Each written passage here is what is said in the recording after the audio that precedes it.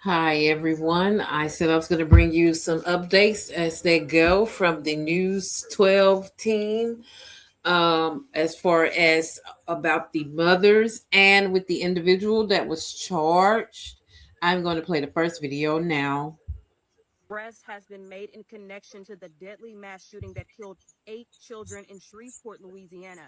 I'm KSLA anchor reporter Jolia Daughtry, and ATF agents told our newsroom that they have arrested 56-year-old Charles Ford for possession of a weapon as a felon, as well as making false statements to federal agents. Now, we're going to show a photo of the weapon that police say was used in the shooting that happened on West 79th Street. Now, according to ATF agents, they wanted to look into who purchased the gun. Agents interviewed an unidentified woman, and the woman said that she gave the gun to Ford. Now, it is uncertain how Ford and Elkins exchanged the gun. However, federal agents interviewed Ford, and Ford lied about having the weapon, according to federal agents, then later admitted that he did.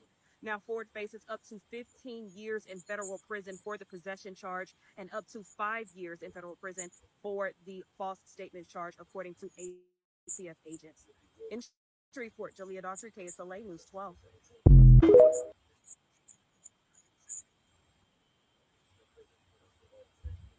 Okay, and this is charged for the individual that was charged with lying to detectives about what had happened.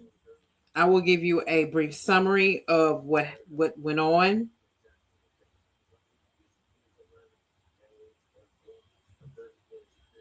It said a man previously had the weapon used to unalive 8 children in a Shreveport, Louisiana mass unaliving. Says Shaneiqua Elkins, the suspect identified by the police, stole it from his truck weeks before the tragedy took place, authorities said Tuesday.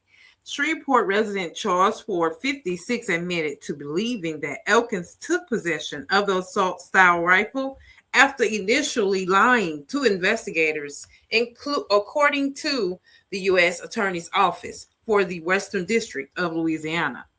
Ford told investigators he suspected Elkins, who was the father of the 7 children unalive, because he was the one of the few people to ride with him. According to a criminal complaint filed in Louisiana federal court, Ford allegedly said it was around March 9th when he noticed the weapon was missing.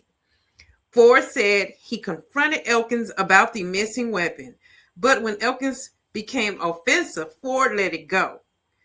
According to the court affidavit Tuesday, the affidavit is in support of federal charges against Ford.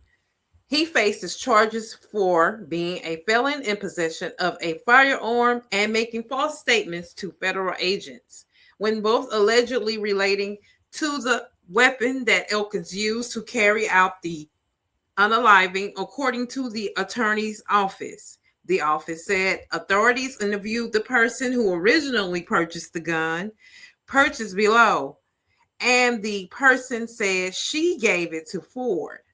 Shreveport Police and the Bureau of Alcohol, Tobacco, and Firearms have initiated a trace on the firearm to track its history. Ford originally denied having the weapon when first approached by investigators after the unaliving Sunday, according to court records. Elkins' unaliving means that our community will never see him face justice, U.S. Attorney Zachary Keller said in a statement. Our hope as we continue to investigate and prosecute this case alongside our law enforcement partners is that holding the person whose gun Elkins used to perpetrate the crime accountable will give some small bit of solace to Shreveport community.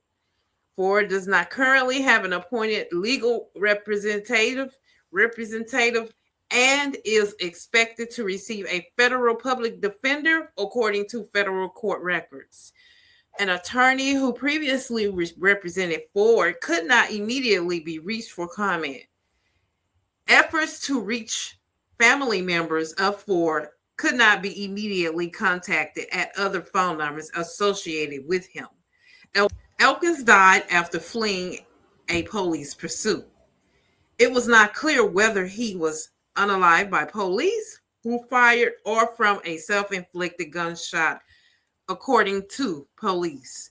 Elkins' wife and woman were also shot and wounded in the rampage, which unfolded across two houses before dawn.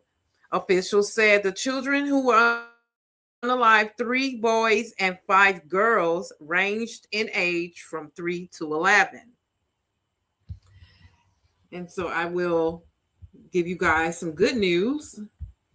The Shreveport Police Department, the 2 women injured in Sunday's mass shooting in Shreveport are expected to survive. They are currently hospitalized due to being shot in the shooting committed by who police say is Shaneiqua Elkins. For more information and updates on this mass shooting, visit KSLA.com and watch KSLA News 12. With KSLA News 12, I'm Kennedy Wells. Also just received a picture that I would like to share with you guys. There is a vigil happening in Shreveport. I was not able to make the drive there to participate. It says the community members and city leaders are gathered in a prayer to remember the 8 lives lost in the April 19th mass shooting. A survivor is also in attendance at tonight's vigil. I could not tell you if that is Christina. I think this is Christina Snow, the ex-girlfriend. They do say that they do expect both mothers to make a full recovery, which means that Shaneiqua will also be able to come home pretty soon. But this looks like Christina Snow as I zoom in, and that looks like I don't want to say there's Troy Brown behind her. That might not be him. But yeah, they had a vigil today, and one of the ladies, was there in attendance. It really looks like Shaneiqua, though. I guess I will find out later to see who that was in attendance today. That was a nice thing to see. In any event, we're just glad to see that they are making progress and they are doing very well. We were glad to see that she is out and she got to experience the community that has been praying for her and Shaneiqua. Um, and we are, well, if it's not Shaneiqua, we're just happy to the individual that we see. I can't correctly identify her. They didn't identify her in the message board or in the comment. So we're just happy to see that one of them are out and participating in the vigil that is happening right now. So that is all for me, guys. I just wanted to come through and give you a brief update that not only are the 2 mothers going to be making a very speedy recovery, one of them participated in tonight's vigil, and they are both expected to make full recoveries. And also, as you just found out, that someone was arrested for participating in supplying the weapon that Elkins used the early morning Sunday, February the 19th, in the mass unaliving that is put us to where we are right now. So yeah, just wanted to share this brief update with you, and I will see you guys in the next one. Bye.